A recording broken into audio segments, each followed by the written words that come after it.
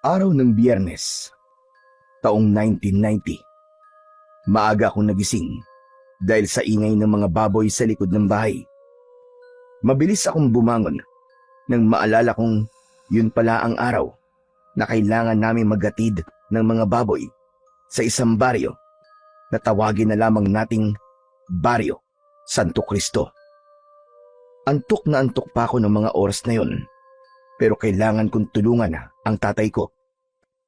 5 malalaking baboy kasi ang ihahatid namin. Paglabas ko ng bahay, nakita ko si tatay na nililinisan na ang mga alaga namin. Naroon na rin ang truck na ginagamit namin sa paghatid. Tay, ang aga niyo naman po yatang gumising. Oo, kailangan kasing paliguan at linisan ng mga baboy na i-deliver natin eh. Lalo na't alam mo, malaki ang bayad nila kumpara sa bentahan ng mga buyer dito sa atin. Talaga po? Bakit naman po kaya, tay? Baka naman po manloloko yung nakausap nyo ah.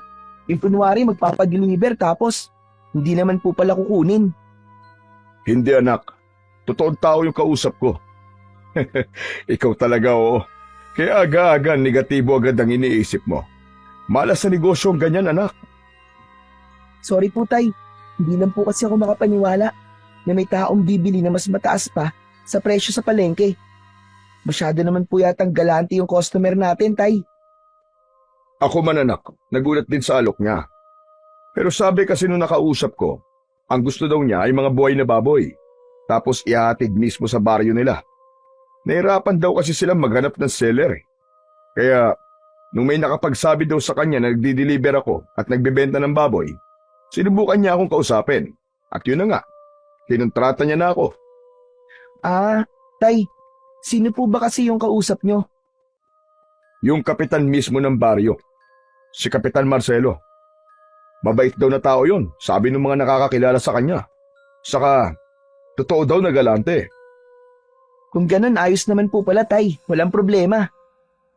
Maayos talaga. Kasi, maayos naman siya kausap eh. Noong una nga parang ayaw kong tanggapin kasi malayo pero doble agad yung presyo. Kaya yun, tinanggap ko na. Aba sayang din yun, di ba? Ngayon pa namang kailangan na kailangan natin ng pera. Sa bagay, sayang nga naman po yun. Pero tay, ano po bang meron sa kanila? Bakit kailangan po nila ng madaming baboy? Sabi may gaganapin daw na pesta. Talaga tay? May piyesta? Wow! Anong wow anak? Alam mo, huwag kang masyadong excited ah.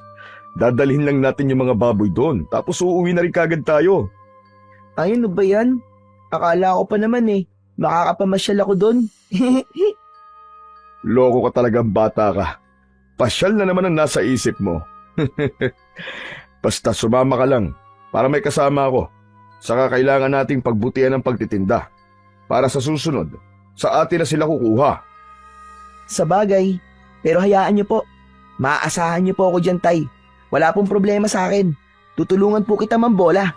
Magaling yata ako sa ganun. Talaga lang ha. Sa bagay, kanino ka pa ba magmamana? Di sa akin. Napangiti ako sa sinabi ng tatay ko. Sandaling gumaan ang pakiramdam ko habang nagbibiro siya. Pero agad ding nawala ang ngiting yun nang bigla kong maalala ang tungkol sa mga fiesta. Ang huling punta o pasyal kasi namin sa piyestahan ay noong buhay pa ang nanay ko. Tay, naaalala niyo po ba yung huling piyesta na pinuntahan po natin kasama si nanay? Aba syempre naman. Makakalimutan ko ba naman yun anak? Pati nga yung adobo ng nanay mo na niluto niya nun. Hindi ko pa rin makalimutan ang lasa eh. Pinakamasarap kasi yung luto niya. Tama po kayo. Masarap po talaga yung adobo niya. Kailan po kaya ulit tayo makakatikim ng ganung kasarap na adobo, no? Ay nako, yan ang hindi ko alam anak. Pero malay mo isang araw, may makagaya din ang recipe ng nanay mo. Naku tay, wala po siguro. Siya lang naman po nakakaalam ng recipe. Kaya sigurado akong walang makakagaya nun. Sa bagay, o siya tama na ang daldal. Kailangan na nating tapusin to para makabiyahe na tayo. Pagkasabi ni tatay nun, sabay na kaming kumilos. Ako naman, kinuha ko yung timba at binuhusan ng tubig ang kulungan. Si tatay naman, abala sa pagtatanggal ng mga putik sa katawan ng mga baboy gamit ang lumang brush at sabon. Habang sinasabon niya ang isa sa mga alaga, napansin kong napapangiti siya paminsan-minsan. Marahan niyang hinahaplos ang ulo ng baboy at kinakausap. O ayan, ayos! Malilinis na kayo. Dapat maganda kayong tignan pagdating natin doon, ha? Tahimik lang akong nakamasid sa kanya. Hindi ko maiwasang humanga sa paraan ng pagtrato niya sa mga hayop. Sa mga mata niya, hindi lang basta kabuhayan ang mga ito, kundi parang bahagi na ng pamilya. Pasensya na kayo, ha? Kailangan na namin kayong ibenta ni Daniel, eh. Huwag kayong magulo doon, Oying, ha? Magpapakabait kayo, ha? Natawa ako. Si tatay, talagang binibigyan niya ng pangalan yung mga baboy namin para daw hindi nakakabagot alagaan. Si Oying, ang pinakapaborito niya kasi mabait daw. Nang matapos naming paliguan ng mga baboy, pinagtulungan na naming dalawa na dalhin ng mga ito sa truck. Nang maisakay na namin ng mga ito, napansin kong napabuntong hininga si tatay. Sumandal siya sandali sa truck. Ay, nako! Abibigat nyo! Dito palang pinagpapawisan na ako, eh. Pero ayos lang.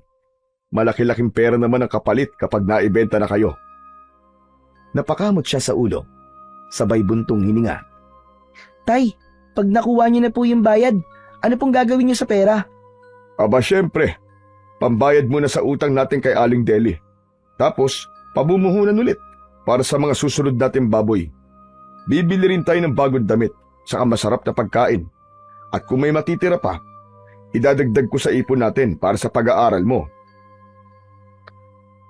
Wala na naman po matitira para sa inyo, Tay. Lahat na lang po napupunta po sa akin at sa pag-aaral ko. Naku, ayos lang yun, anak. Mas importante na makapag-aral ka. Hindi habang buhay na nandito lang tayo sa babuyan. Gusto kong makita kang magtapos. Para kahit papano, may marating kang mas maganda kaysa sa ganitong klase ng buhay. Napayuko ako at napangiti. Hindi man madalas na magpakita ng lambing si tatay. Ramdam ko sa bawat salita niya ang pagmamahal at grabing sakripisyo niya para sa akin. Pero maya-maya pa ay may bigla akong naalala. Tay, akala ko po ba bibili po kayo ng bago nating TV, yung colored po. Ay, oo nga pala, no? O sige, dahil may extra tayong kita ngayon, baka mabili na rin natin yon. Pwede na nating mapanood ng malinaw yung mga palabas sa gabi.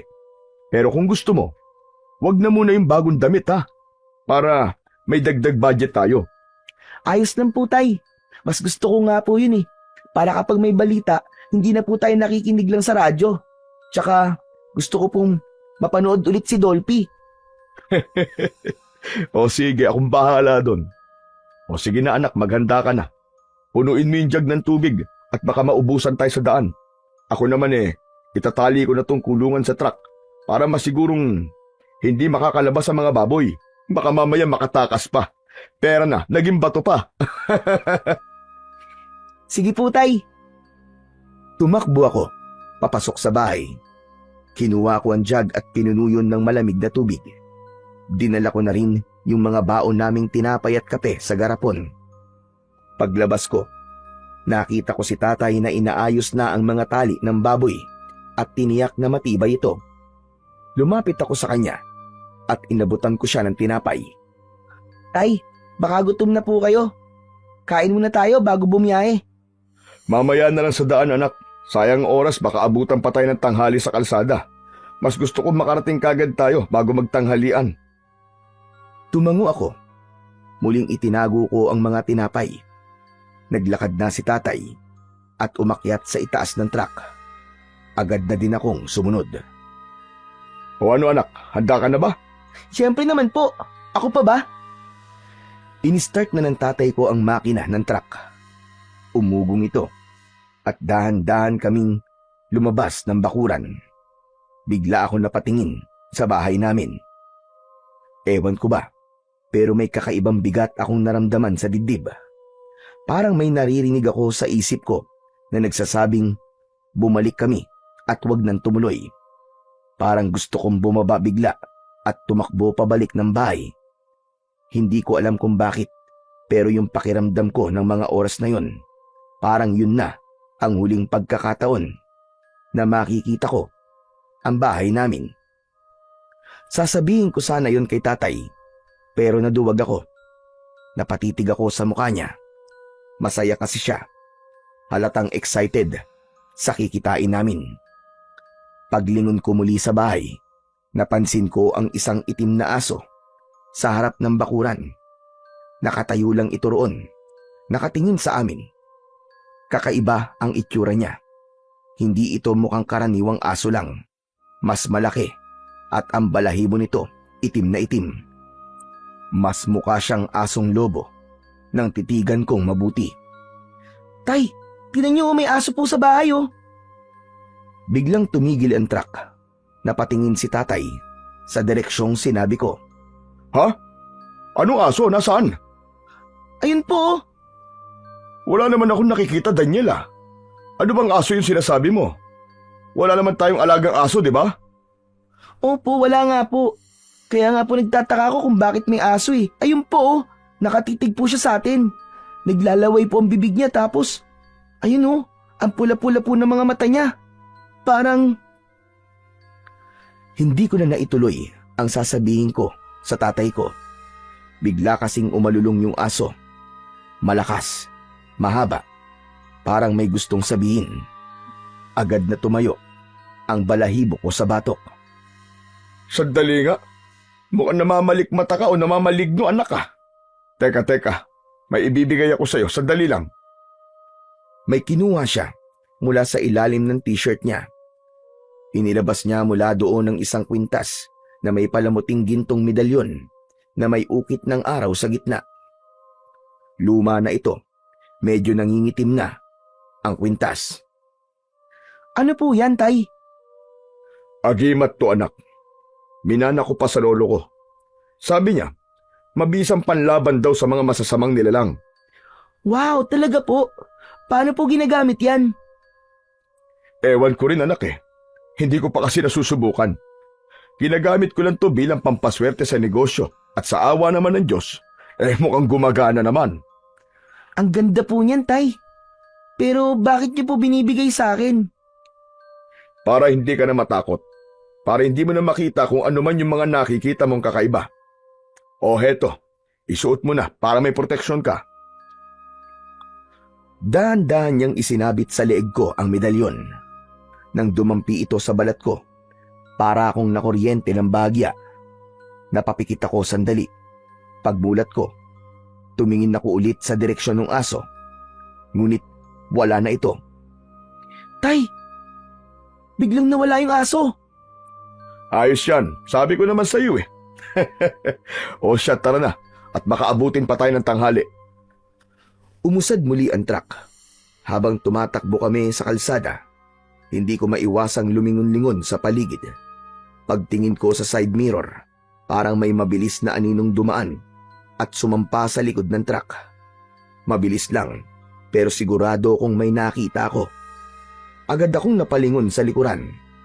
Pero wala naman akong nakita. Kinilabutan ako. Hindi ko na lang sinabi kay tatay dahil baka sasabihin na naman niyang guni-guni ko lang. Dahan-dahan kong hinawakan ang agimat na nakasabit sa leeg ko at pinisilyon ng maigpit.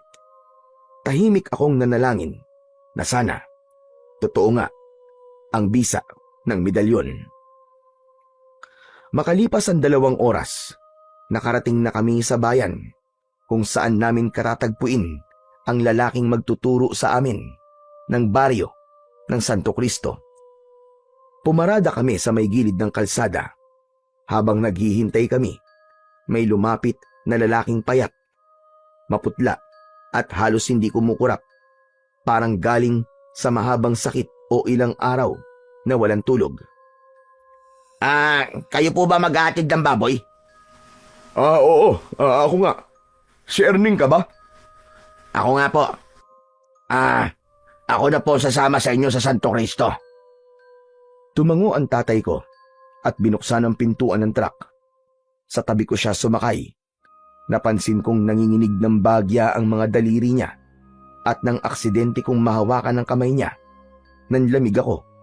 Literal, parang may hinawakan akong yelo. Basa rin ang palad niya pero hindi pawis. Parang tubig na malamig na may kakaibang lagkit. Matagal na po ba kayong taga roon? Aba, oo, matagal na. Malayo pa po ba tayo? Medyo. Mga 1 oras nandun na siguro tayo. Alam mo, mabuti naman at sinundo mo kami Mahirap kasi bumiyahe na malayo tapos hindi mo alam kung saan ang lugar. Walang problema. Si Kapitan mismo nagutos sa akin para sunduin kayo. Masaya siya't pumayag kayo maghatid ng baboy. Matagal na kaya naming inaabangan ng piyesta. Mang Erning, mababait po ba ang mga tao po dun sa lugar nyo? Aba, oo naman. Mababait ang mga tao sa amin. Parang ako. Ganon? Pero parang hindi naman eh. Daniel, wag ganyan Sorry po, Tay. Sorry din po, Mang Erning. Natawa lang ang lalaki, pero kakaiba ang tunog ng tawa niya. Mababa, tapos para siyang nasamid at tumigil sa paghinga. Tumingin siya sa akin. Nandidilat ang kanyang mga mata. Mabait naman talaga ako eh. Pero sabi ng iba, tahimik ako at hindi pala bati sa mga tao. Naku mahiyain ka pala Ngumisi siya, sabay labas ng dila para basain ang labi. Pero may napansin akong kakaiba. Maitim ang dila niya, pati ang mga ngipin niya. Napatingin ako kay tatay. Nagbabaka sakaling napansin din niya yon. Pero wala. Normal lang ang itsura ng tatay ko at parang wala siyang nakita o naramdamang kakaiba. Kampante siya kay Mang Erning. Habang patuloy ang biyahe, hindi na ako mapakali. Si Mang Erning tahimik lang. Pinilit kong alisin sa isip ko ang takot. Baka pagod lang siya o kaya naman ay may sakit lang talaga. Maya-maya ay huminto sa gilid ng daan ang truck. Saglit lang Iingihin na ako Sama ako, Tay. Kanina pa din po ako naiihi eh. O sige, tara na anak. Tumango ako at bumaba. Habang nag-iinat, napatingin ako kay Mang Erning. Hindi siya bumaba. Nakaupo lang siya sa loob ng truck. Nakatingin sa likod kung saan naroon ang mga baboy. Tahimik lang siya, pero napansin kong gumagalaw ang labi niya. Para bang may binubulong. Tapos ay nakita ko siyang ngumiti habang nakatitig sa mga baboy. Tinapik ko na si tatay. Tay. Wala ka bang napapansin dyan sa sinakay nyo? Ha? Kay Erning? Aba wala naman bakit ba? Mukhang adik, Tay. Natatakot ako. Labas ng labas yung dila. Daniel, wag kang ganyan. Hindi maganda yung agad kang humuhusga ng tao base lang sa itsura o sa kilos. Kasi naman, Tay, ang weird niya talaga eh. Parang walang gagawing maganda. Baka naman pagod lang o kaya may iniisip. Hindi mo alam ang pinagdadaanan ng isang tao, anak Kaya wag kang basta-basta nagsasabi ng kung ano-ano sa tao. Masama yan. Sorry po, Tay. Alalahanin mo anak, sa trabaho natin sa biyahe, maraming tao tayong makakasalamuha. Hindi lahat ng kakaiba ay masama at hindi rin lahat ng may mabait na muka ay mapagkakatiwalaan. Opo, Tay. Sorry na po talaga. Mabuti pa ay magpahinga na muna tayo. Kumain muna tayo ng agahan. Saka, tama na yan Huwag mong ubusin ang lakas mo sa kakaobserba sa tao. Opo, Tay. Lumapit si tatay sa tapat ni Mang Erning at kinausap ito. Erning, bumaba ka na muna at kumain. Sige salamat po. Pero busog pa ako eh. Mamaya na lang siguro. Tumango si tatay at inilabas ang baon namin. Naupo kami sa gilid ng truck. Habang sinusubo ko ang pagkain, napansin kong bahagyang gumalaw ang truck. Napatingin ako at doon ko nakita si Mang Erning. Nakausli ang ulo sa bintana. Parang inaamoy ang hangin.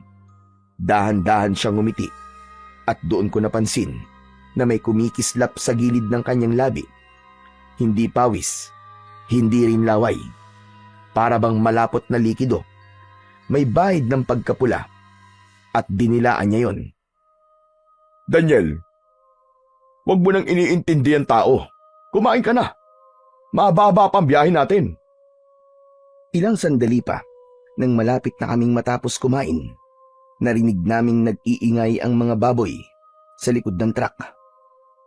Malakas ang ungol nila na para bang may nasasaktan. Nagkatinginan kami ni tatay. Agad siyang tumayo at tumakbo sa likuran, habang ako naman ay sumunod. Pag-angat ng tolda na paatras ako, isa sa mga baboy ay nakahiga. Hindi gumagalaw, parang patay na. Nakadilat ang mga mata nito. Hala, tay! Ano po nangyari sa baboy? Umakyat si tatay sa loob ng truck at sinuri ang baboy. Iniangat niya ang ulo nito at sinilip ang bibig at sinipat ang katawan, pero walang bakas ng sugat o kagat. Hindi ko alam, anak. Naku, sayang naman ito. Baka isipin ni Kapitan may sakit ang mga baboy natin. Tignan niyo po dyan, tay. Baka may ahas po kung anong hayop na pwedeng kumagat kaya po namatay yung baboy. Pero anak, walang hayop dito. Baka na-stress siguro sa haba ng biyahe natin. Naku, paano kaya ito? Biglang bumaba si Mang Erning mula sa truck. Tahimik siyang lumapit. Wala kayong dapat ipag-alala. Madalas mangyari ang ganyan sa biyahe. Ayos lang yan. Ako na ang bahala magsabi kay Kapitan. Sasabihin ko sa kanya na buhay yan bago natin dalhin. Wala kayong magiging problema, panigurado. Naku, salamat Erning ha. Malaking tulong yan. Ayoko lang mapahiya sa unang biyahe namin. Walang anuman, huwag mo nang isipin yun. Basta pagdating natin sa Santo Cristo, ako na ang kakausap. Makakaasa kayo. Salamat naman kung ganun. Sayang din kasi kung hindi ito kukunin. Abay, baka malugi kami. Hindi problema yan. Naku, pasensya na ha. O siya, mabuti pa'y tara na. Baka kung tumagal tayo dito madagdagan pa yung mga patay na baboy. Sumakay na ulit kami sa truck at agad na pinaandar ni tatay ang makina. Ilang sandali pa ay unti-unti nang nagbago ang paligid. Nawala na ang sementadong daan. Gandin ang mga bahay sa paligid. Marami ng mga puno at parang pataas na din kami ng bundok. Tay, malayo pa po ba ang Santo Cristo? Sandali na lang. Huwag kang mainip, bata. Nagtaka ako. Ang natatandaan ko, sinabi niya kanina na halos 1 oras lang ang magiging biyahe namin. Pero 2 oras na ang lumipas.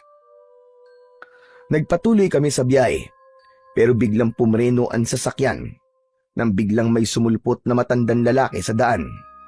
Muntik na siyang masagasahan, pero napaupo ito sa lupa. Agad na bumaba si tatay para tignan ang kalagayan niya. Naiwan kami ni Erning sa loob ng sasakyan. Nako, pasensya na po kayo. Okay lang ho ba kayo? Ay, walang problema. Ayos lang naman ako. Tumayo ang matanda at pinagpag ang kanyang damit. Saan ba kasi kayo pupunta? Bihira na mga sasakyang makarating sa lugar na ito Maghahatid lang po kami ng baboy sa Santo Cristo. Ano kaya? Santo Cristo? Bakit naman kayo maghahatid ng baboy doon? Matagal nang abandonado ang baryo na yon. Apo? Aba, imposible naman po yun. Kausap ko po yung kapitan nila at sa katunayan nga ho, may kasama ho akong taga ron. Yun po, si Erning. Nanlaki ang mga mata ng matanda. Nang sulya pa nito si Erning na nasa loob ng truck.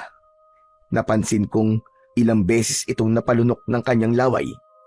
Nanginig din bigla ang kanyang mga kamay habang dahan-dahang itinuro si Mang Erning. Wag na. Huwag kayo tumuloy. Sigurado kung wala ng tao sa baryo na yon at kung meron man, mga impostor sila. Hindi sila mga taga-baryo Santo Cristo. Bumalik na kayo kung saan man kayo nanggaling. Maniwala ka sa akin. Sigurado ho bang ayos lang kayo?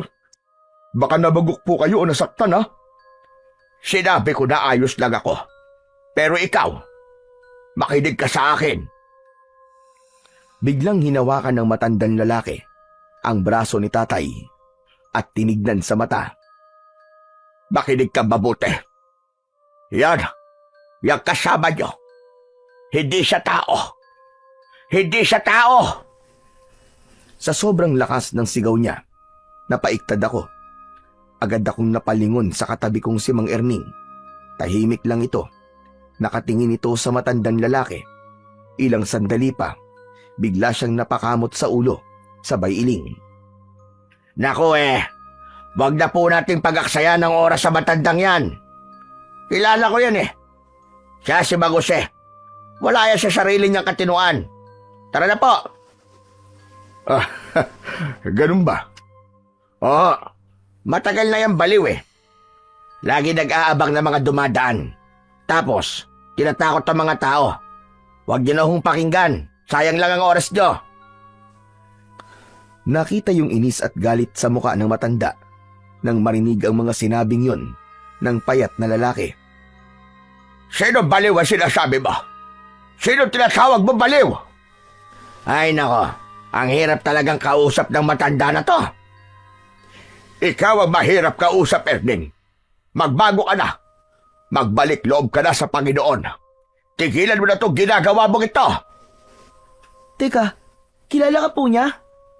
Abay malamang, taga Santo Cristo din yan Biglang lumapit ang matandang lalaki sa may bintana ng sasakyan at tinitigan ako.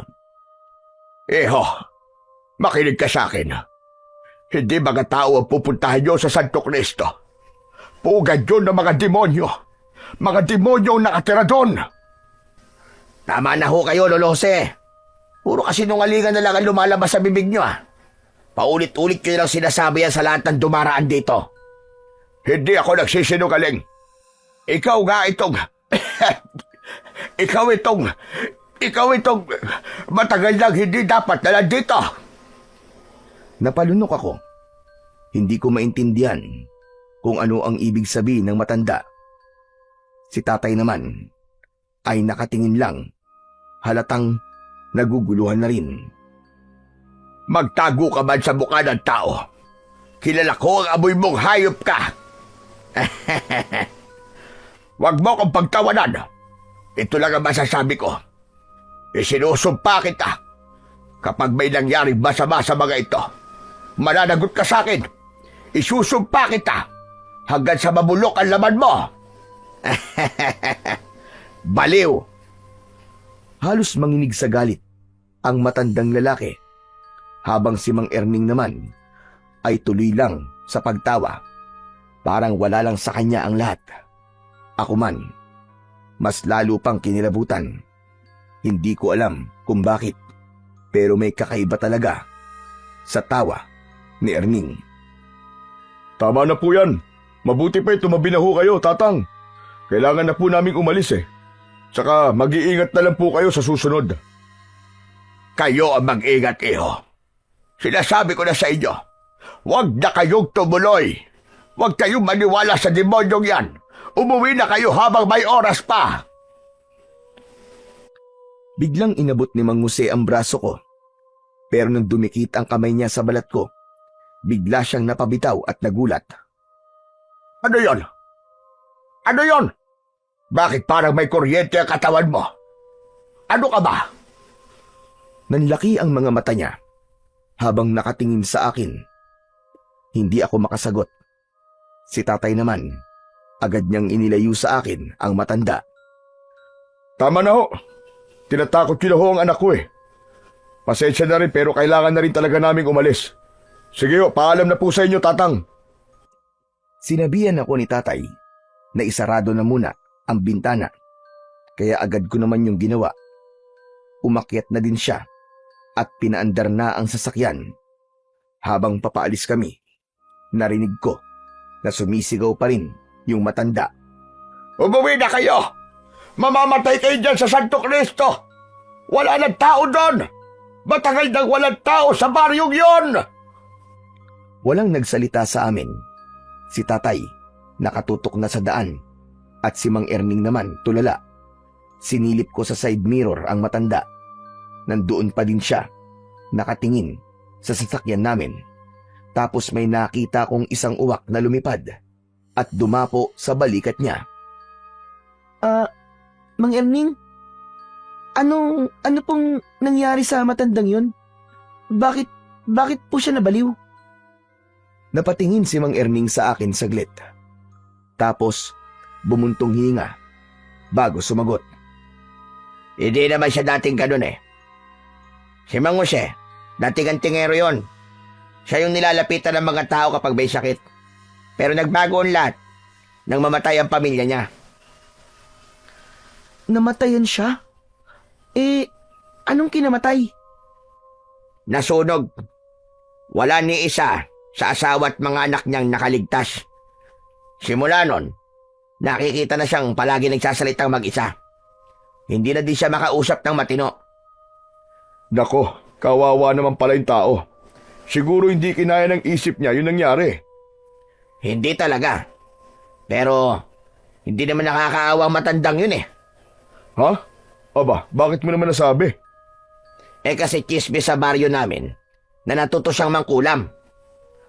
Ano? Mangkukulam yung matandang yun? Hindi ko rin alam kung totoo.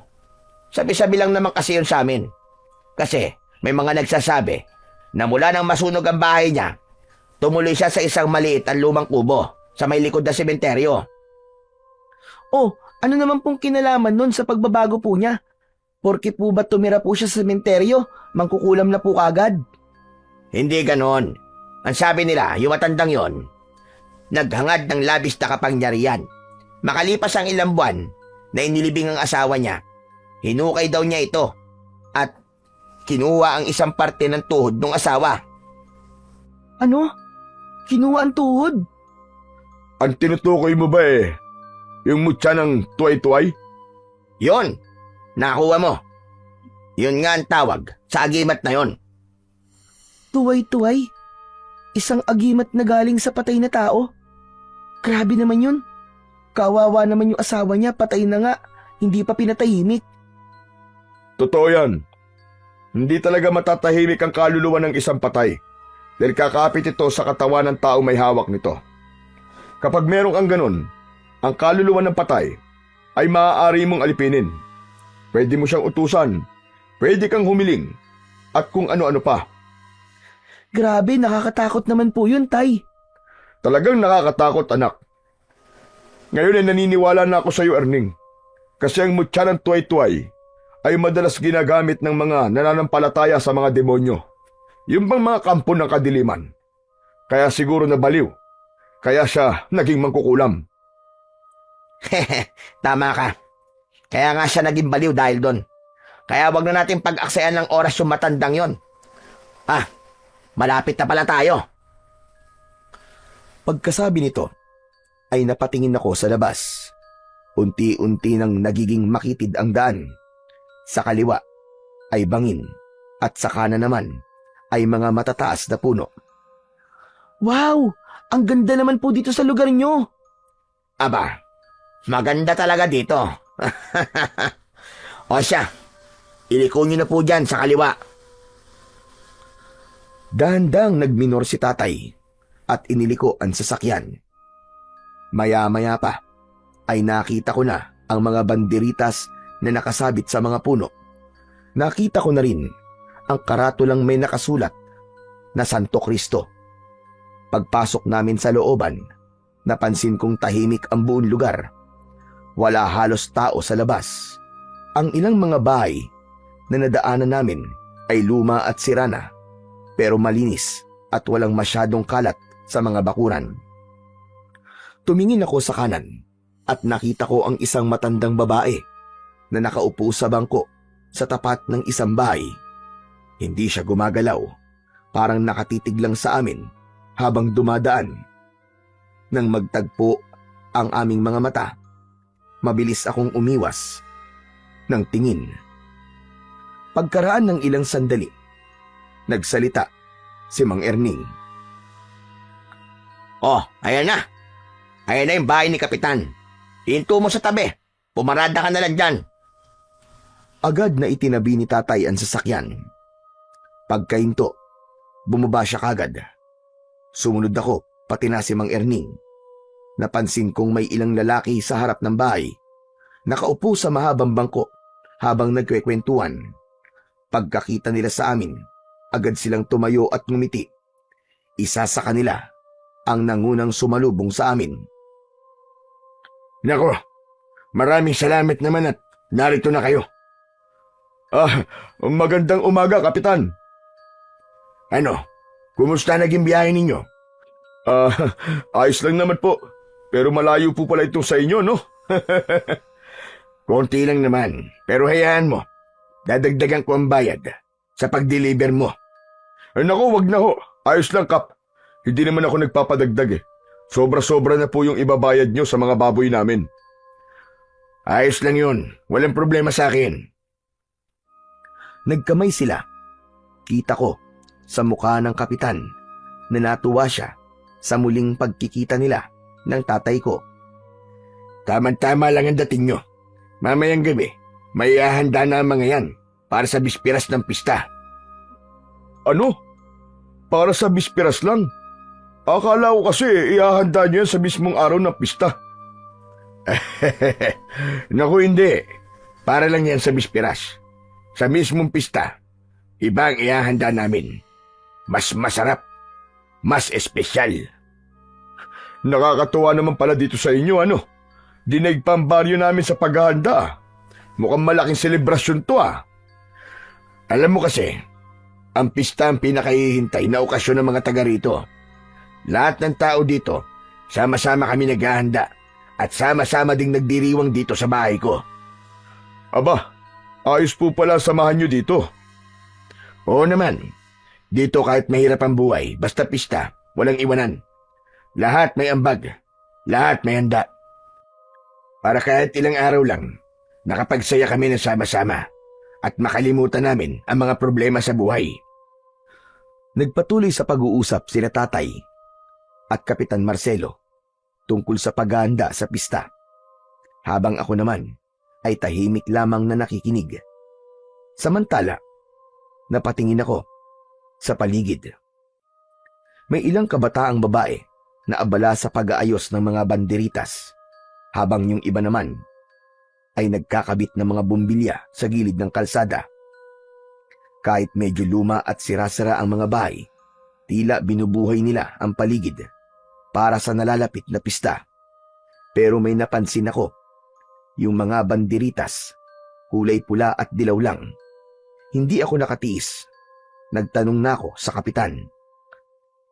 Kap! Napansin ko lang po, bakit po puro dilaw at pula lang po ang mga banderitas nyo? Wala po bang ibang kulay? Yan ba? Tradisyon na kasi yan dito sa amin, iyo. Ang pula, simbolo yan ng dugo, ng sakripisyo. Paalala ng paghihirap at pagsubok na pinagdaanan ng Santo Cristo. Yung dilaw naman, para sa liwanag, tagda ng pag-asa at biyaya na binibigay niya sa amin taon-taon. Tumangulang ako matapos niyang sagutin ang aking tanong. Samantala, ay ibinaling na ng kapitan ang kanyang pansin sa mga kasama niyang lalaki. Nako, napapasarap tayo na kwentuhan dito, ah. Sandali lang, ah, at ipapaayos ko lang yung mga baboy. Lando, Pedro, kunin niyo na ang mga baboy at ipakatay na. Agad na sumunod ang mga lalaki sa utos ng kapitan. Lumapit sila sa truck at binuksan ng trapal. Natuwa si kapitan nang makita ang malulusog at matatabang baboy. Ang gaganda pala ng mga baboy nyo, ah.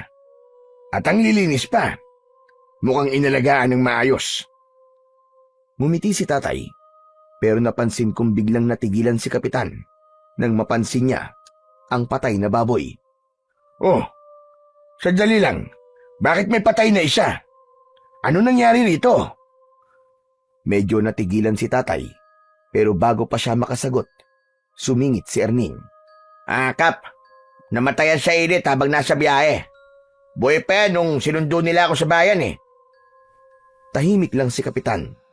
Tinignan niya yung patay na baboy, parang nag-iisip kung ano ang dapat na gawin. Maya-maya lang ay tumango siya. O sige na. Ibaba nyo na rin yan. Sayang. Pero ililibing na lang natin mamaya sa likod. Ha? Ililibing? Pero malusog po ang baboy na yan. Pwede pa po yung katayin, sayang naman. Walang problema, Mando. Huwag ka mag-alala. Buo pa rin ang ibabayad ko sa'yo. Pero, huwag na natin pag-usapan yan, Mando. Mabuti pa, tumuloy na kayo sa amin. Kumain muna kayo bago bumiyahe paalis. Maraming pagkain sa likod. Tara na. Hindi ho ba nakakahiya? Tay, huwag ka na pumahiya. Gutom na po ako eh. Huy, ano ka bang bata ka? Nakakahiya kay kapitan. Nako, huwag na kayong mahiya sa akin. Talagang nagpahanda ako ng pagkain para sa inyo. Tara na, sumama na kayo. Sumama na kami, papunta sa likod ng bahay. Malaki ang bahay ni kapitan at may maluwag na bakuran. Pero tulad sa iba, luma na din ito at may ilang mga sira na. Gawa ito sa kalahating semento at kalahating kahoy. Pagdating namin sa likod, nakita kong madami palang tao doon.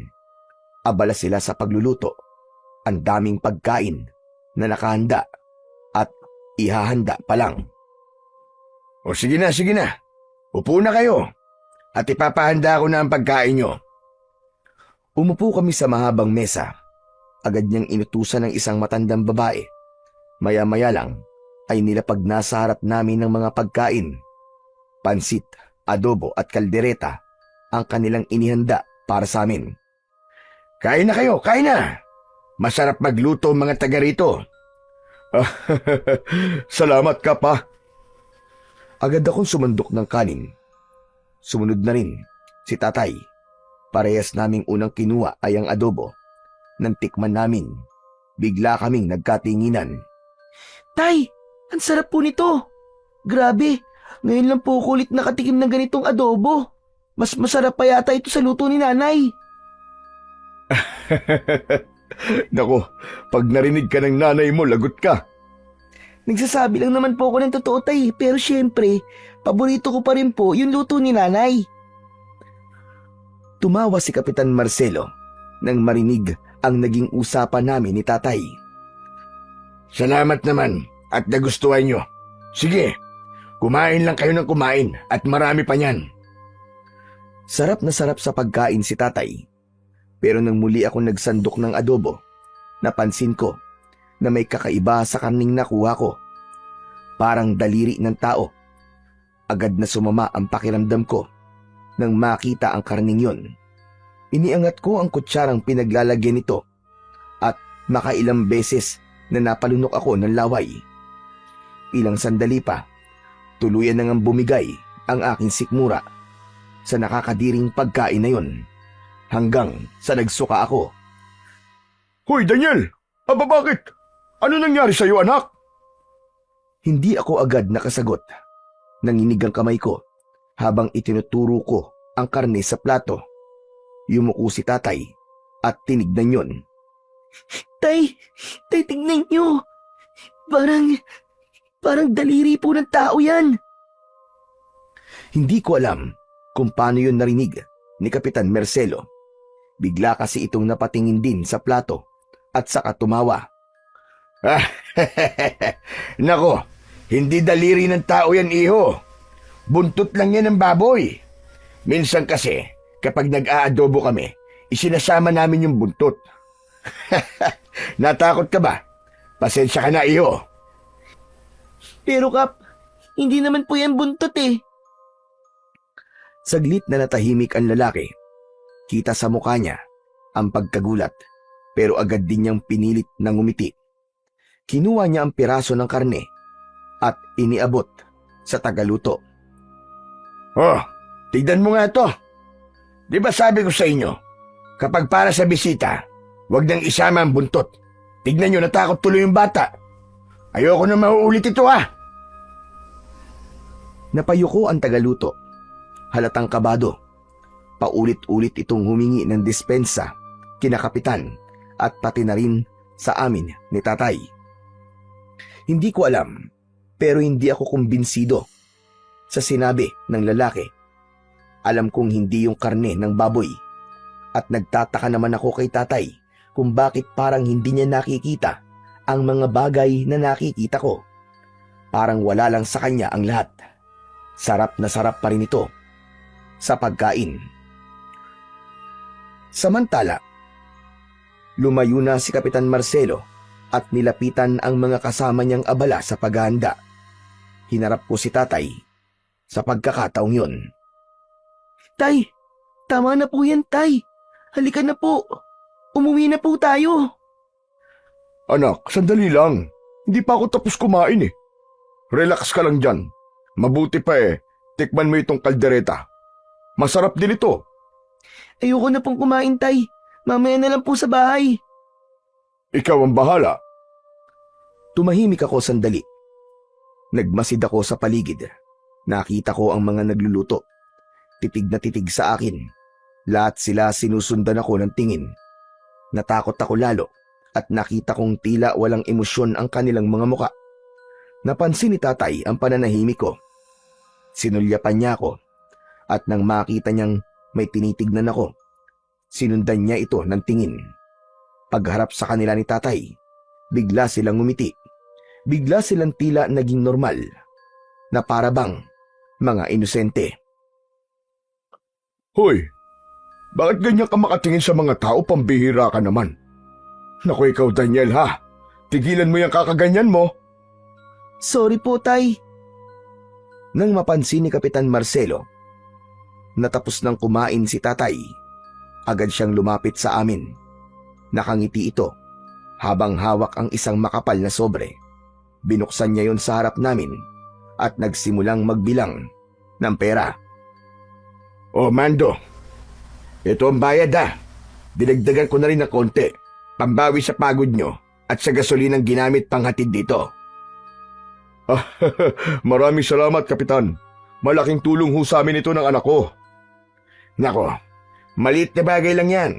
Saka, pakonsuelo ko yan para sa susunod na kailanganin namin ng baboy. Sa'yo na kami kukuha palagi. Ngumiti si tatay, halatang natuwa sa sinabi ng kapitan. Maya-maya pa ay nagpaalam na din si tatay. Oo, sige. Ingat kayo sa biyahe ha. Sana, makabalik kayo ng ligtas. Paglabas namin, para akong nabunutan ng tinik. Gumaan ang dibdib ko kahit papano.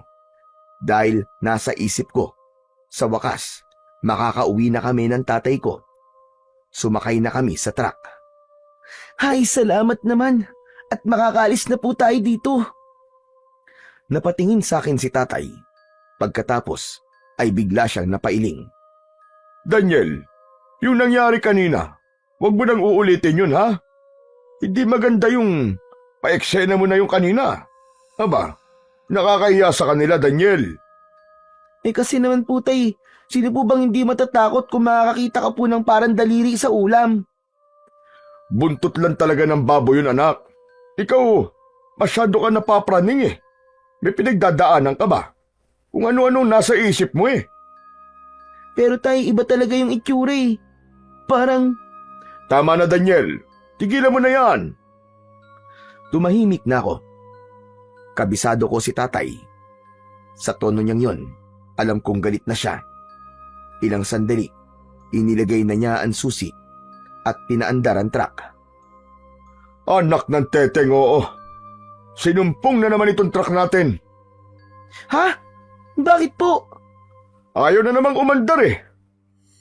Sinubukan niyang paandarin ulit, ngunit wala pa rin. Umuugong lang ang makina, pero namamatay din. Kinabahan na ako. Lumapit si kapitan at si Mang Erning. Oh, may problema ba, Mando? Oo, Kap. Ayaw umandar ng truck namin. Nako, parang kanina lang na nagpunta tayo dito, di ba? Ayaw di umandar nung una. Subukan mo ulit. Baka mapaandar mo ang makina. Tumango si tatay at muling sinubukan paandarin. Umuugong na naman, pero biglang titigil. Ayaw talagang mag-start. Napakamot siya ng ulo. Sabay bumaba para silipin ang makina. Binuksan niya ang takip. Biglang lumabas ang maitim na usok. Anak ng... Ang bihira, oh. Ngayon pa talaga nasira.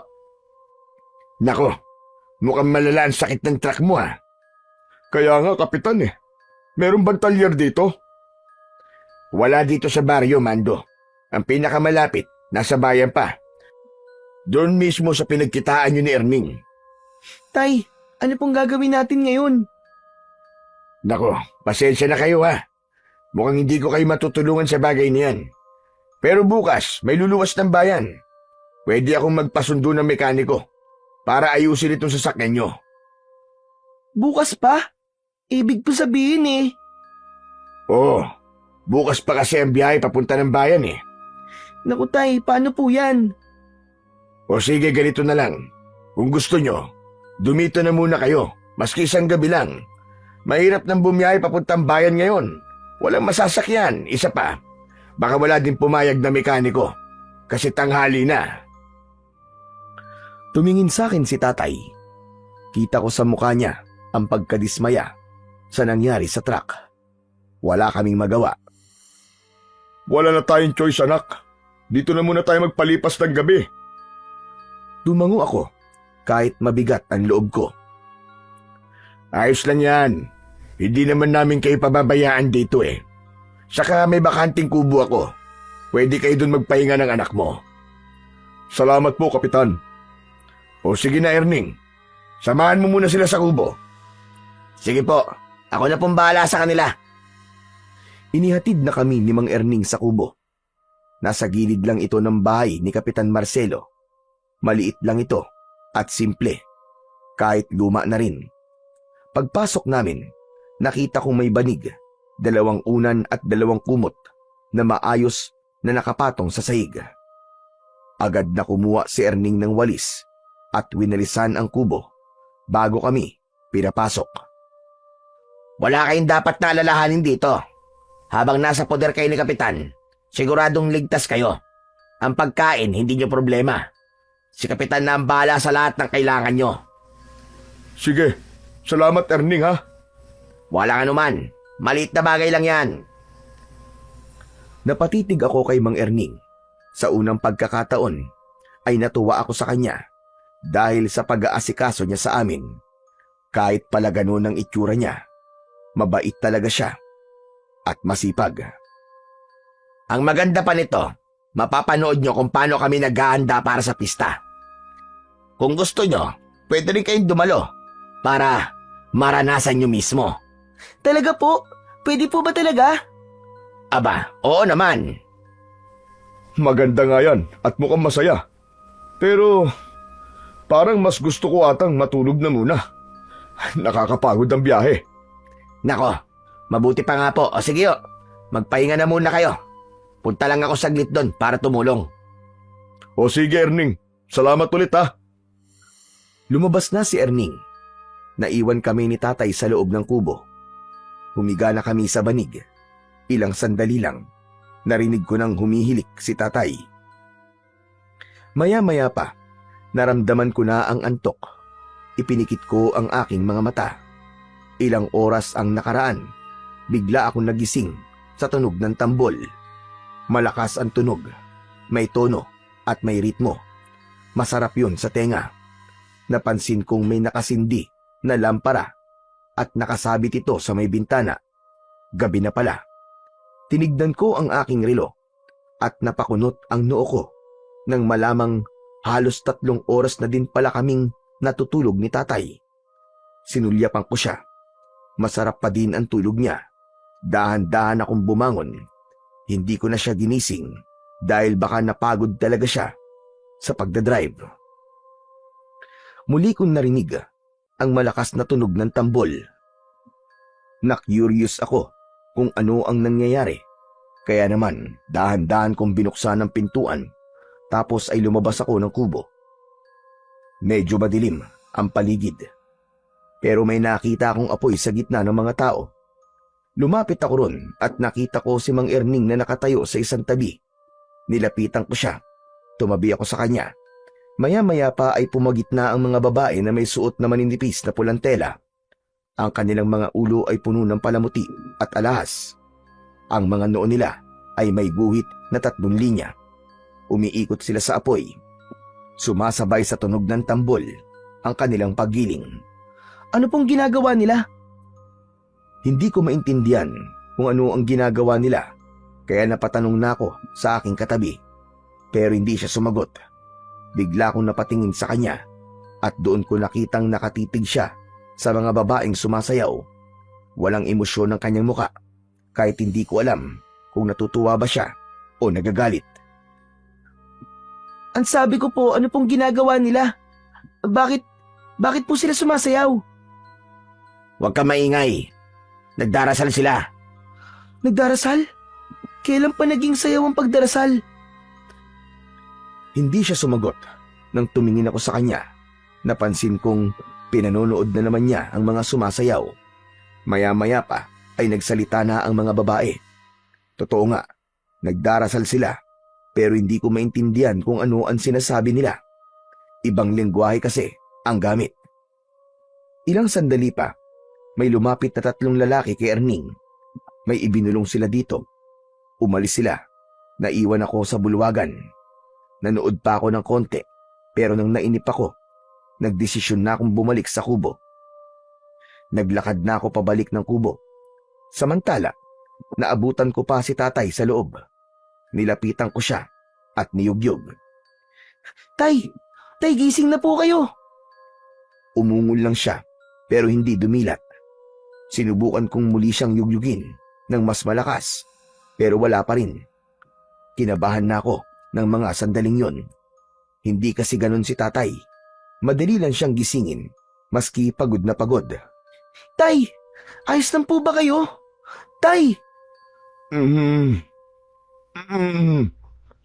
Biglang may kumatok sa pinto.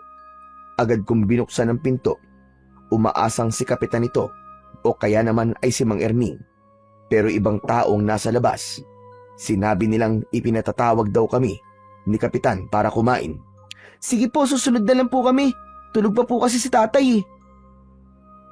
Maya-maya pa ay nakarinig ako ng mga yabag at tunog na para bang may hinihila sa lupa. Tumigil ako sa aking ginagawa at dahan-dahang lumapit sa may bintana. Sumilip ako mula roon at doon ko nakita ang ilang kalalakian na may kinakaladkad na tao. Doon sila papunta sa kakawyan. Agad akong lumabas ng bahay at sinundan ng mga yon. Malakas kasi ang kutob kong parang kilala ko kung sino ang taong hinihila nila. Maingat ang mga hakbang ko at iniwasan kong gumawa ng kahit na anong ingay. Nagtago din ako sa mga puno para hindi ako makita. Maya-maya pa'y huminto sila. Nakita ko si Mang Erning na duguan at maraming sugat ang katawan. Doon ko lang nakita na kasama din pala si Kapitan Marcelo. Tama na po. Tama na, hindi ko sinasadya. Tama na po. Hindi sinasadya. Siraulo ka pala eh. Kailan ko inutos sa'yo? Napakialaman mo mga baboy na yon. Alam mo, kanina pa talaga ako nagtitimpi sa yung hayop ka. Hindi lang kita masaktan dahil doon sa dalawa na yon. Tama na. Hindi ko na uulitin. Tama na po. Huwag niyo na po akong saktan, Kapitan. Parang awa niyo na. Alam mo ang batas ko, Erning. Kamatayan. Yan ang parusa sa mga lumalabag sa akin. Nauhaw lang naman po ko sa dugo eh. Hindi ko na ho napigilan eh. Kinilabutan ako sa mga narinig ko, pero hindi masyadong mapagdugtong-dugtong ang ibig sabihin ng pinag-uusapan nila. Pakiramdam ko ay pinarurusahan si Mang Erning dahil sa baboy. Ito kaya yung baboy na hinatid namin, yung namatay? Napatanong ako sa isip ko habang pinagmamasdan sila. Hindi ko maintindihan kung bakit meron akong naririnig na nauuhaw ng dugo. Tapos ay galit na galit pa ang kapitan. Kulang na lang ay patayin nila sa bugbog si Mang Erning. Ilang sandali pa, biglang sinapak ni kapitan ang mukha niya. Halos tumilapon ang katawan ni Mang Erning sa lakas ng suntok. Wala kang galang. Alam mong gagamitin natin ang mga baboy sa ritual. Sagrado ang dugo nila. Hindi mo pwedeng pakialaman ng ganun-ganun na lang. Patawad na po. Hindi ko talaga sinasadya. Tama na, Kapitan. Tama na. Ngunit hindi tumigil ang kapitan at ang mga kasama nito. Binugbog nila si Erning. Malalakas ang naging sigaw ni Erning. Ramdam na ramdam niya ang sakit. Bigla akong natakot. Gusto ko nang tumakbo pabalik sa kubo para gisingin si tatay. Pero hindi ko nagawa. Delikado. Baka mapansin nila ako. Patuloy ako nanonood sa pagpapahirap na yon. Pero ilang sandali pa, biglang nagbago ang anyo niya. Nagkaroon ito ng malalapad na pakpak sa likod niya. Nanlaki ang mga mata ko sa aking nakita. Hindi. Totoo ang sinabi ng matandang lalaki. Hindi tao si Erning. Diyos ko. Diyos ko po. Tinakpan ko ang bibig ko. Nanginig ang aking katawan dahil sa labis na takot. Sinubukan niyang lumipad pero bigla ding nagbago ang katawan ni Kapitan. Lumaki ang katawan nito. Nagkaroon siya ng sungay sa ulo. Maitim na maitim ang kanyang balat at meron siyang matatalas na mga pangil. Hindi na ako makahinga. Naalala ko bigla ang sinabi ng matandang lalaki. Iho, makinig ka sa akin. Hindi mga tao ang pupuntahan nyo sa Santo Cristo. Pugad yun ng mga demonyo. Paulit-ulit kong narinig yun habang nakikita kong unti-unti na rin nagbabago ang anyo ng mga kasama ni Kapitan. Huwag niyong gagayahin ang pesteng yan. Kung hindi, ganyan din ang sasapitin niyo. Tumango silang lahat at nangako na hindi sila magiging taksil sa Kapitan. Gusto tayo sa kanya. Mabuti pa iandaan niyo na mga baboy para sa ritual. Tapos, ay kunin na din ng mga bisita. Dalhin sila sa gitna ng bulwagan. Agad na sumunod ang ibang kasama nila. Tumalikod na at naglakad pauwi. Samantala, isang aswang ang biglang napalingon sa direksyon kung nasaan ako. Parang naramdaman niya ang aking presensya. Mabilis ako nagtago. Pinigilan ko ang paghinga ko. Mabuti na lang at hindi siya lumapit. Nagpatuloy na sila sa paglalakad. Hindi ko alam kung gaano ako katagal na nagtago doon. Pero nang may masmasan ako, bigla kong naalala si tatay. Tumakbo na akong pabalik. Pagpasok ko sa kubo, wala na doon si tatay. Parang bigla akong nanghina dahil sa labis na pag-aalala. Tay, nasan ka? Nasan ka, Tay? Lumapit ako sa bintana at pinagmasdan ang paligid sa labas. Pero hindi ko siya nakita. Pero may nakita akong isang tao na nagtatago sa likod ng isang puno. Pinagmasdan ko siya at kinilala. Nagulat ako nang mapagtanto kong si Mang Husion, ang matanda. Nakita niyang tinitignan ko siya. Agad siyang sumenyas sa akin at lumapit. Kaya naman, mabilis akong lumabas ng kubo. Bilisan mo, habang wala pa sila. Kailangan natin makatakas dito. Po, makatakas? Itatakas niyo po ako? Oo, kaya bilisan mo. Tara na. Hindi po pwede. Nawawala po ang tatay ko. Kailangan ko po siyang hanapin. Kailangan ko po siguraduhin na ligtas siya. Sarili mo muna ang isipin mo ngayon, bata. Malalakas sa mga aswang dito. Tara na, bago pa mahuli ang lahat. Salamat po. Pero hindi ko po pwedeng iwan dito ang tatay ko. Hindi ko po kaya. Matigas talaga ang ulo nyo. Alam mo bang sinundan ko pa kayo rito para lamang mailigtas? Pero heto ka, ayaw mo sumama. Hindi mo alam kung gaano kadelikado ang lugar na ito. Alam ko na po, Tatang. Totoo po mga sinabi niyo. Mga kampon po ng demonyo ang mga nakatira dito. Kaya nga sumama ka na sa akin. Iligtas mo ang iyong sarili. Hindi po. Hindi ko po pwedeng iwan si tatay dito, tatang. Gusto mo din bang mamatay kagaya niya? Ano? Ano sabi niyo? Hindi pa patay ang tatay ko. Bawiin niyo po ang sinabi niyo. Huwag kang sumigaw. Maririnig tayo ng mga aswang. Uulitin ko, sumama ka na sa akin. Wala na tayong magagawa sa tatay mo. Ayoko po, ayoko. Pasensya na po. Bahala ka sa buhay mo. Sige, hanapin mo. Magpakita ka sa mga aswang. Total, kaya mo naman, di ba? Kaya-kaya mong iligtas ang sarili mo at ang iyong ama. Di na po baling mamatay ako.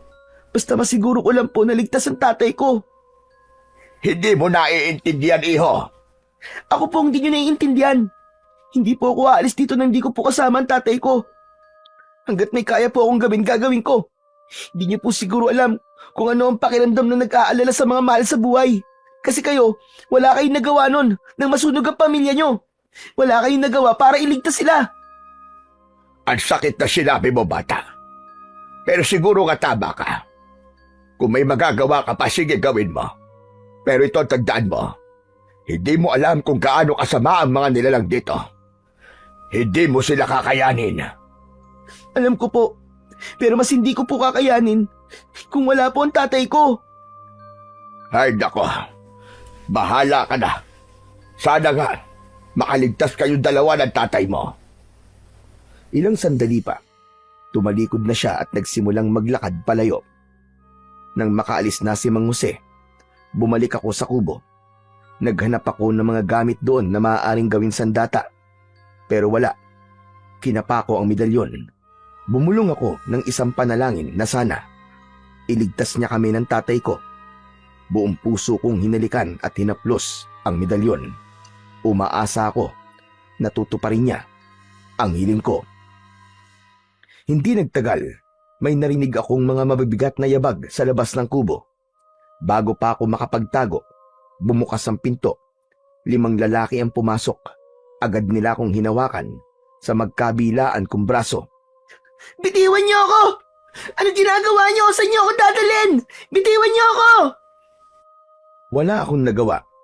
Agad nila akong ginapos ng lubid. Sinubukan kong magpamiglas, pero mas lalo lang nilang hinigpitan ang tali. Huwag ka nang sumigaw, bata. Huwag mo nang sayangin ang lakas mo. Dahil wala naman makakarinig sa'yo dito. Kapitan! Hayop ka! Hayop ka! Demonyo ka! Tigilan mo yan. Kundi, puputulan kita ng dila. Bigla ako natahimik sa sinabi niya. Ilang saglit pa ay inutusan niya ang mga lalaki na dalhin ako sa gitna ng bakura niya. Pagdating namin doon, sinalubong kami ng tingin ng mga tao. Dinala nila ako sa gitna at pasalampak na pinaupo sa lupa. May mga lalaking naroon din sa gitna. May hawak silang malalapad at matatalim na itak. Nangingintab sa langis ang mga katawan nito. Sumunod si Kapitan Marcelo sa gitna. Tinitigan niya ako pati na ang mga lalaki na may hawak na itak. Tapos bigla siyang ngumisi at muli niya akong hinarap. Ano, kumusta, bata? Nagugustuhan mo na ba ang aming pista? Hindi ako sumagot. Yumuko lang ako. Pero nanginginig pa rin ang mga kamay ko. Natatakot ka na ba, ha, bata? Ano bang gagawin niya sa akin? Gusto mo ba talagang malaman? Bigla siyang lumapit sa akin at bahagyang yumuko. Idinikit niya ang mukha niya sa akin. Halos magkadikit na ang mga ilong namin. Tapos dahan-dahang bumaba sa leeg ko ang kanyang muka at dahan-dahan yung inamoy. Gusto ko siyang pigilan sa ginagawa niya pero hindi ko magawa dahil nakatali ako. Nang magsawa siya, tumayo na siya ng diretsyo. Nakita kong muli siyang ngumisi at ang mga mata niya ay naging malikot. Napansin ko ding nagpula siya ng laway sa kanyang bibig. Totoo nga sinabi ni Erning. Mabango ang amoy ng iyong dugo. Ano? Kaya pala, hindi siya nakapagpigil. Hinawakan niya ang mukha ko at tinitigan ako sa mata. Parang gusto niyang subukin kung hanggang saan ang tapang ko. Pinakita niya sa akin ang matutulis niyang pangil. Bigla ring kumulubot at pumangit ang kanyang muka. Huwag kang mag-alala, Daniel. Hindi ko gagawin ang anumang nasa isip ko. Hindi pa ngayon ang oras. Hindi pa ngayon. Huminga siya ng malalim at umalis ng dahan-dahan. Iniwan ako sa gitna kasama ang mga lalaki. Lalong tumindi ang takot ko. Ilang sandali pa, may dumating na 4 na lalaki. Buwat nila ang isang nakataling baboy. Buhay pa ito. Umiiyak ng malakas. Pinahiga nila ito sa lamesang malapit sa apoy. Simulan na ang paghahandog ng dugo sa ating puon. Napatingin ako sa mga lalaking nasa gitna. May isa sa kanila na isinausaw sa langis ang hawak niyang itak at pagkatapos ay ipinatong yun sa nagbabagang kahoy. Nang mamula ang talim nun, mabilis na itinaas yun ng lalaki at itinusok yun sa leeg ng hayop. Agad na umiyak ito ng napakalakas. Tumilamsik din ang dugo nito. Hindi! Bakit ganyan? Bakit ganyan nyo katayin si Oyeng? Ang sama nyo! Ang sama-sama nyo! Biglang umungol ang mga tao. Kita ko sa kanilang mga muka na masaya sila sa kanilang ginagawa. Wala akong nagawa kundi ang umiyak. Awang-awa ako sa baboy namin. Hindi ko matanggap na pinahihirapan nila ng ganun si Oyeng. Sa awa at galit ko, bigla kong napatayo. Pero agad na may 2 lalaki na pumigil sa balikat ko. Sinabi nilang wag akong kikilos kung ayaw kong matulad sa baboy. Maghintay lang daw ako at darating din ang oras ko. Ano? Anong ibig mo sabihin? Hindi siya sumagot. Tinignan ko ang paligid. Nakita ko ang 2 babae sa likod ng mga lalaking may itak. May iniaabot ang mga ito sa kanila. Parang malaking sangkalan ng karne. Nanlamig ang katawan ko. Hindi ko alam kung ano ang susunod nilang gagawin. Gusto ko nang sumigaw. Gusto ko silang murahin. Lahat ng sumpa ay gusto ko nang sabihin sa kanila. Pero hindi ko magawa dahil sa takot akong maputulan ng dila. Malakas ang paghinga ko.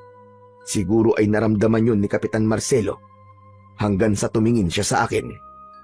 Huwag kang kabahan, Daniel. Lahat ng ito ay parte ng selebrasyon. Hayaan mo, ilang sandali na lang, magiging bahagi ka na rin ito. Bahagi? Anong ibig mo sabihin? Malalaman mo rin sa tamang oras. Huwag ka na magpaligoy-ligoy pa. Alam ko, napapatayin niyo ako. Matalino kang bata. Pero huwag ka mag-alala. Hindi mo pa naman oras. Pagkatapos sabihin yun ni Kapitan, bumaling ang tingin niya sa mga lalaking nasa gitna. Inutusan niya ang mga itong katayin na ang baboy. Tinadtad na nila si Oyeng. At nang matapos ay isa-isang lumapit ang mga tao. Binigyan sila ng tig-iisang hiwa ng karne. Hindi ko napaghandaan ang mga sumunod na nangyari. Yung mga tao kasi, kitang-kita ko kung paano nila kinain ang sariwang karne. Pinilit kong alisin ang tingin ko sa kanila, pero parang may malakas na puwersang nagtutulak sa akin para panoorin sila. Maya-maya pa, habang nagkakasiyahan sila, nakita kong unti-unting nagbago ang anyo ng lahat. Nangitim ang kanilang balat, namula ang kanilang mga mata, tumubo ang mga matutulis na pangil, at maging ang kanilang mga kuko naging kasing talas ng kutsilyo. Hindi ako makapaniwalang lahat pala ng mga tao sa baryo ay mga aswang. Tama nga, ang matanda na si Lolo Jose. Maya-maya pa ay umalingaw-ngaw ang malakas na boses ni Kapitan Marcelo. Mga kasama, makinig kayong lahat. Bukas na ang araw ng pista. At alam niyo na kung ano ang gagawin, hindi ba? Yung mga bisita natin, huwag niyong hahayaang makalabas. Nagkakaintindihan ba tayo? Sabay-sabay na sumang-ayon ang lahat. Samantala, Nang matapos ang kanilang pagtitipon, muling lumapit sa akin si Kapitan. Tumitig siya ng matagal, tapos ay ngumiti ng bahagya. Mabuti pa ay magpahinga ka na muna. Mga kasama, ihatid uli ito sa kubo. Agad akong kinaladkad ng dalawang lalaki. Hindi na ako kumontra at hindi na rin ako lumaban. Nakita kong nakasunod siya sa akin. At nang maihatid ako sa mismong kubo, agad ko siyang tinanong. Nasaan ang tatay ko? Sabihin mo, nasaan ang tatay ko? Hindi sumagot ang lalaki. Bagkus ay tinignan lang niya ako ng tahimik. Wala akong nakitang reaksyon sa kanyang muka. Saan mo siya dinala? Anong ginawa mo sa kanya? Sumagot ka! Sumagot naman kayo! Nasaan ang tatay ko? Huwag ka nang sumigaw, bata. Sayang lang ang boses mo. Walang makakarinig sa'yo rito. Hindi! Pakawalan niyo ako! Bitiwan niyo ako! Bitiwan niyo ako! Kinabig ko ang isang lalaking nakahawak sa akin. Nagulat siya at agad na napabitiw. Pakawalan niyo ako! Hanapin ko ang tatay ko! Mga walang niya kayo! Nagsisisigaw ako habang kanilang kinakaladkad. Paulit-ulit kong tinatawag si tatay. Umaasang maririnig niya ako pero wala. Pagdating namin sa kubo, maras nila akong itinulak paloob. Tumama ang aking tuhod sa matigas na sahig. Pero hindi ko ininda ang sakit. Ilang sandali pa, sinarado nila ang pinto. Sinundan yon ng kalansing ng bakal. Doon ko napagtanto na nilagyan nila ng kadena at padlock ang kubo. Agad akong umiyak. Nanginginig din dahil sa takot at pag-aalala sa aking tatay. Ayokong isipin na may masamang nangyari sa kanya. Hindi pa ako handang mawala ng tatay. Pinilit kong ipikit ang aking mga mata. Pero sa tuwing ginagawa ko yun, bumabalik lang sa isip ko ang itsura ni Uying nung sinaksak siya ng nagbabagang itak. Sinubukan kong kalasin ng tali sa mga kamay ko. Ginamit ko ang tuhod at ngipin ko para makawala, pero sobrang higpit. Lalo lang nagdugo ang pulso ko sa kakapilit. Hindi ako pwedeng manatili dito. Hindi ako pwedeng mamatay dito. Sinubukan kong sumigaw, umaasang baka sakali nariyan pa sa paligid si Mang Jose at maawa sa akin sa kabila ng pagbabaliwala ko sa kanya. Tulong! Tulungan niyo ako! Halos mamaos na ako sa kakasigaw, pero wala pa din. Unti-unti na akong nawalan ng pag-asa ng mga oras na yon, hanggang sa bigla akong natigilan. May naamoy akong kakaiba. Mabaho, parang amoy ng nabubulok na karne. Malansa ito at nakakasuka. Napatingin ako sa pinto. Sa siwang ng ilalim nito, may nakita akong parang usok. Itim yun at parang gumagapang. Unti-unti yung pumasok sa loob ng kubo. Nanlaki ang mga mata ko sa takot. Tapos ilang sandali pa, nang tuluyan itong makapasok, nagbago ito ng anyo. Ang usok ay unti-unting naging tao hanggang sa mabuo ang muka. Mang Erning? Mang Erning, paano ka nabuhay? Ngumiti siya at pinakita sa akin ang sugat sa kanyang leeg. Pero bigla siyang sumeryoso nang tila maalala ang sitwasyon namin. Wala na tayong oras para magkwentuhan. Kailangan na nating umalis ngayon. Teka, sandali. Sasama ako sa'yo? Patay ka na eh. Ayoko sumama sa patay. Mukha lang akong bangkay, pero buhay na buhay pa ako. Tignan mo. Pero, Huwag ka na mag-inarte. Ano mang oras ay babalik na sila dito. Pahihirapan ka nila bago patayin. Kaya tara na. pero paano ka nga nabuhay? Ang kulit mo naman bata ka. Oo na, ikikwento ko na. Hindi nila ako tuluyang napatay. Akala lang nila. Ayan, nasagot ko na. Kaya tara na, sumama ka na. Agad niyang inilapit ang sarili niya sa akin at sinimulang kalagin ng tali sa kamay at paa ko. Agad ako nagpasalamat kay Mang Erning. Wala yon, maliit na bagay lang. Alam mo, kaya ko lang naman nagawa yon dahil gusto kong gumanti sa walang hiyang kapitan na yan. Sobra yung ginawa niya sa akin. Mabuti na lang at tinulungan ako ni... basta. Halika na, dali. Pagkatapos niyang kalaga ng tali, lumapit siya sa bintana at binuksan yun. Nakalimutan pala itong lagyan ng padlock. Maingat niyang tinanggal ang baras na nakasuksok at binuksan ng daan palabas. Bilisan mo, baka maamoy nila tayo. Pero, Wala nang pero-pero, halika na. Sigaw niya, sabay hila sa braso ko. Kung gusto mo pa mabuhay, sumunod ka sa akin. Agad siyang tumalon palabas. Malakas ang pintig ng puso ko, pero wala na akong mapagpipilian. Lumundag na rin ako. Pagbagsak ko sa lupa, ay agad niya akong sinenyasan na yumuko. Nagtago kami sa mga damo at likod ng mga puno. Biglang tumigil si Mang Erning at nakinig sa paligid. Hindi maaari ito. Hinahabol nila tayo. ano? Napalingon ako. Totoo nga ang sinabi niya. May mga grupo ng aswang ang papunta sa direksyon namin. Mas binilisan pa namin ang aming pagtakbo hanggang sa bigla siyang sumigaw. Dito tayo, tara! Ngunit bago pa man kami makalayo, isang aswang ang mabilis na sumulpot mula sa kanan. Lumipad ito paabante at muntik pa akong makuha. Umalis ka! Takbo! Pero ikaw, paano ka, Mang Erning? Huwag mo akong isipin. Sige na! Iligtas mo ang sarili mo! Tumakbo ka na! Lumaban siya sa isang aswang. Sa pagkakataong ito, hindi na ako tumanggi. Mabilis akong kumilos. Mas binilisan ko din ang aking pagtakbo para makatakas. Maya-maya pa ay may narinig akong malakas na pagaspas ng pakpak. Sumiksik ako sa ilalim ng malaking puno. Lumabas ka dyan, Daniel. Alam kong nandito ka lang. Halos hindi ako humihinga dahil sa matinding kaba ko. Pinilit kong huwag lumikha ng ingay. Paikot-ikot sa impapawidang aswang. Hindi siya tumitigil sa paghanap sa akin. Maya-maya lang wala na ito. Dahan-dahan ako naglakad, pero malapit na ako sa kalsada. Biglang may humawak sa likod ko. Tapos ay bigla niyang tinakpan ang aking bibig para hindi ako makasigaw. Daniel! Daniel, ako to! Tay!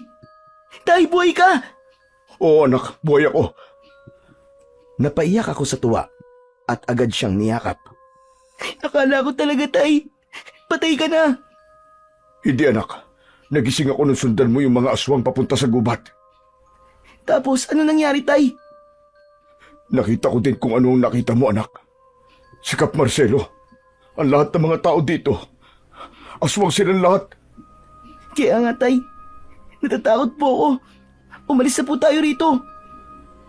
Hindi magiging madali ang pagtakas, anak. Sigurado kung may nag-aabang na sa labasan itong baryo. Mas mapapahamak tayo kung magiging padalos-dalos ang kilos natin. Ano pong gagawin natin, Tay? Sumama ka sa akin. May alam akong ligtas na lugar. Dahan-dahang naglakad ang tatay ko. Tahimik naman akong sumunod sa kanya. Maya-maya pa, may nakita akong aswang dun mismo sa lugar kung saan ako gustong dalhin ni tatay. Napatingin ako sa tatay ko. Medyo kinabahan ako sa kinikilos niya at naisip ko pang baka naman nagpapanggap lang ito para mahuli ako. Aatras na sana ako para tumakbo pero may humawak sa kamay ko. Huwag kang tumakbo. Ito ang pinakaligtas na lugar para sa inyo ng tatay mo. Mang Erning? Tama siya. Kaya huwag nang matigas ang ulo mo, bata ka. Mang Jose, nandito ka din? Oo, at nandito kami lahat. Teka. Hindi ko maintindihan. Ano ba nangyayari? Nanlaki ang mga mata ko nang makitang lumalapit ang ilang aswang. Muntik na ako mapatay sa gubat, Daniel. Nakita mo naman yun, di ba? Oo. Ako nagligtas sa kanya. Sa tiyak na kamatayan. Po, paano niyo po yung ginawa, Tay? May alam ako sa panggagamot, anak. Hindi ko na sinasabi sa'yo. At itong si Erning, madali lang naman siya gumaling kasi malakas ang pangangatawan niya. Di lang masyadong halata. Kayo talaga, Mang Mando. Katawan ko na naman ang nakita nyo. Nagbibiro lang naman ako, Erning. Pero malaki po ang pasasalamat ko sa inyo. Utang ko po ang buhay ko sa inyo. Wala yun. Maliit na bagay lang. Teka, sandali. Pero bakit po magkakasama kayo? Kayo po, Mang Jose. Alam niyo po bang nandito si tatay nung inaaya mo akong tumakas? Hindi pa. Wala pa akong ideya kung nasa ng tatay mo doon. Saka ko lang siya nakita nung dinala na ako ng mga kakampi kong aswag dito. Kakamping aswang? Tama ka nang narinig, Daniel. Meron tayong mga kakamping aswang. At sila yung sinasabi ko. Sila yung mga aswang na lihim na kumukontra sa gawain ng kanilang pinuno. Talaga? May mga lihim na rebelde ang kapitan? Oo. At ngayon ko lang nalaman na sila yung lihim na kumikilos para iligtas sa mga taong dinadala ko. Huwag mo na akong pagdudahan. Sa ginawa sa akin ng hayop na yun. Kailanman, hindi na ako kakampi sa kanya. Teka, taga rito din ba sila? Walang taga rito, Daniel.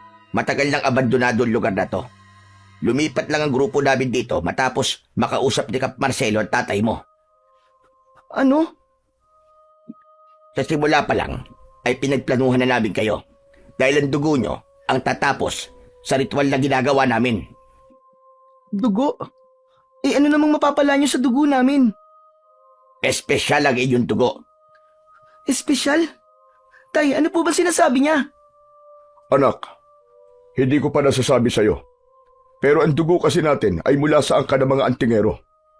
Kapag ininom nila yon, magkakaroon sila ng kakaibang lakas at kapangyarihan.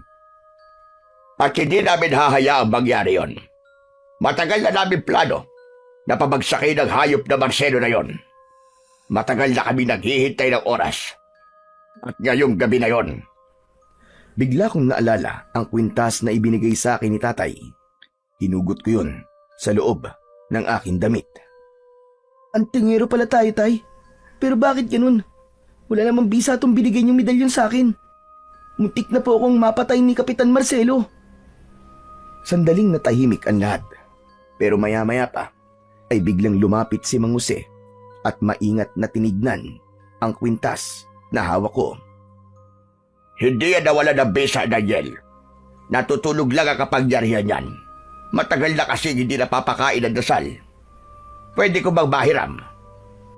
Medyo nagduda pa ako nun, pero binigay ko din ang medalyon nang makita kong tumango si tatay. Nang hawakan niya yon, bigla siyang nagulat. Muntik pa niyang mabitiwan ang medalyon. Sabi ko na nga ba, tama ako. May tangan kang isang malakas na agimat. Kaya nung unang nagdikit ang ating mga balat ay nakuryente ako. Hindi ako nagkamali na sundan kayo dito. Ikaw ang makakatulong sa amin para tapusin si Kapitan Marcelo. Bigla kaming natigilan nang marinig naming tumawa si tatay.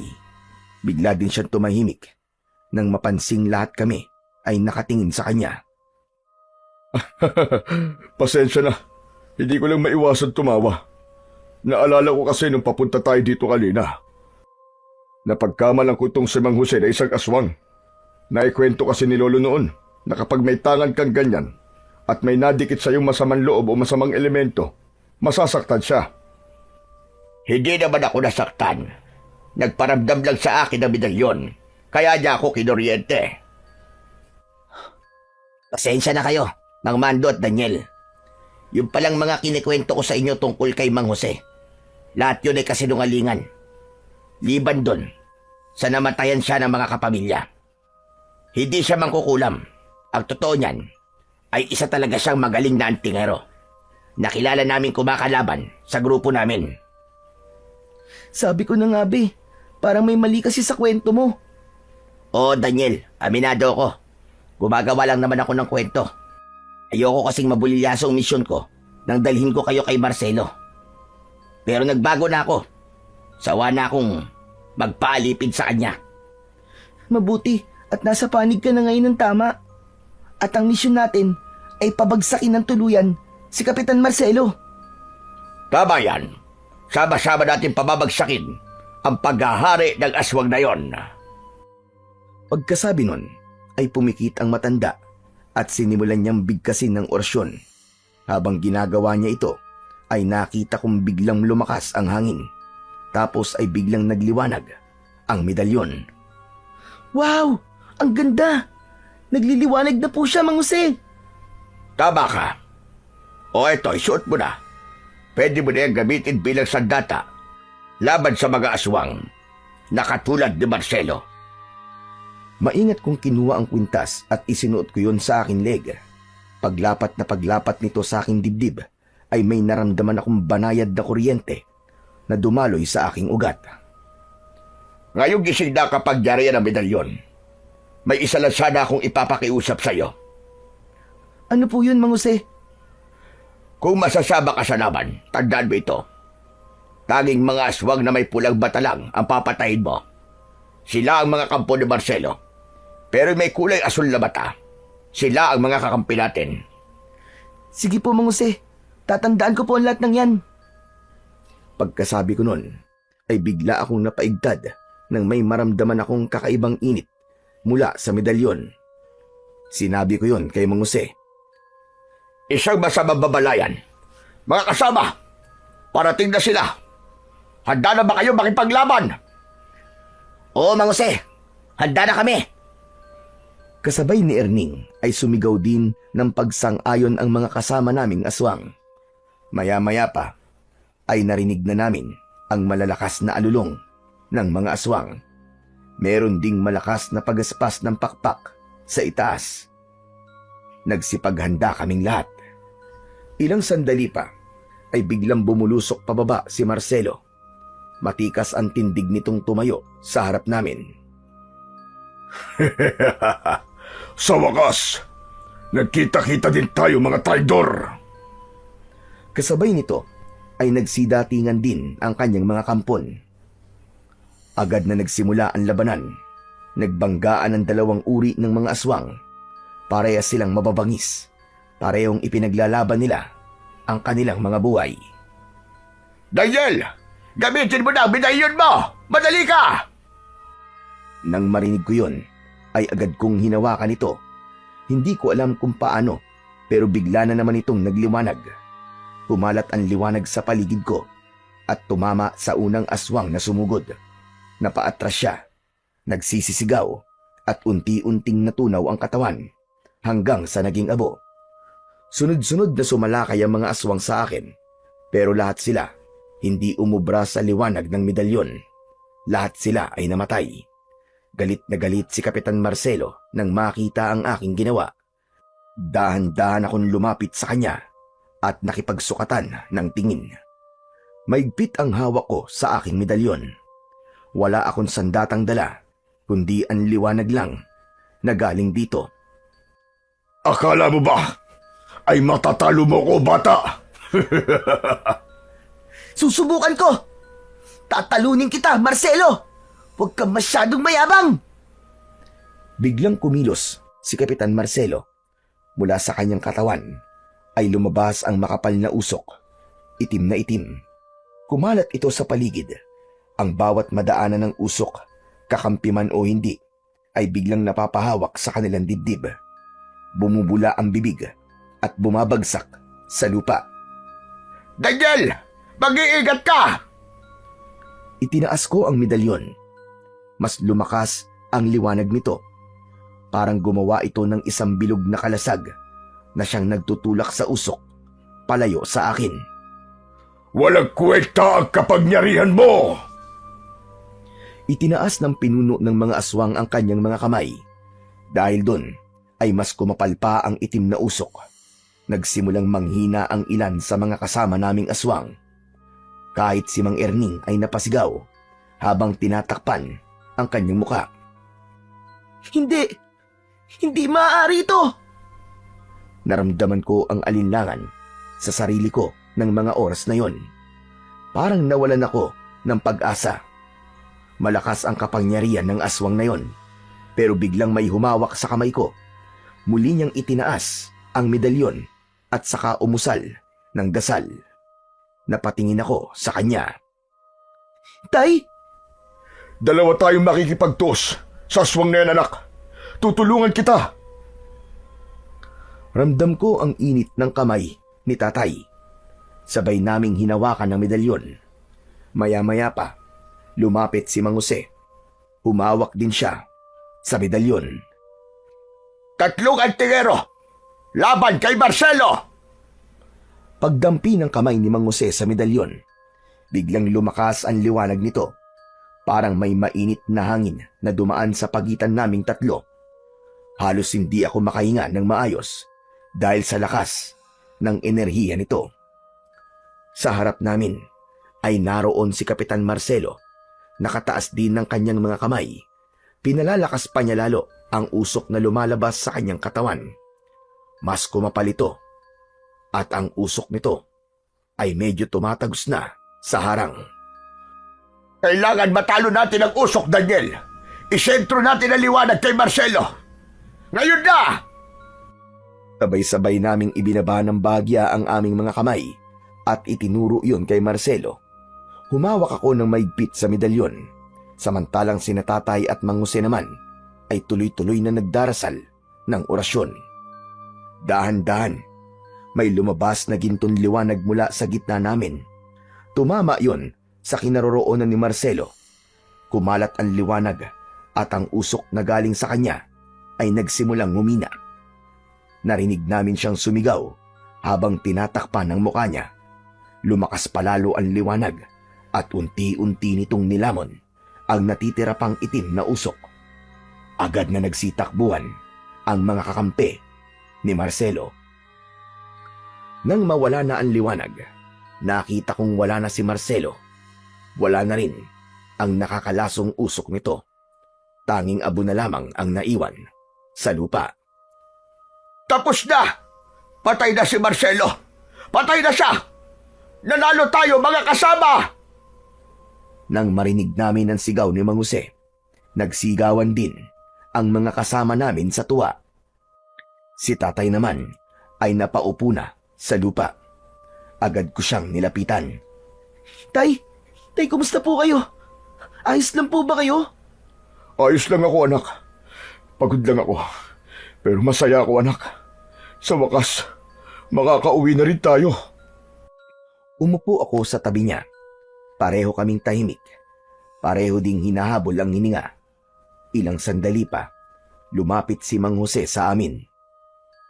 Tapos na ang misyon namin. Salamat sa inyo. Wala kang dapat na ipagpasalamat sa amin, Mang Jose. Dahil kung wala ka, baka hindi namin kinaya ito.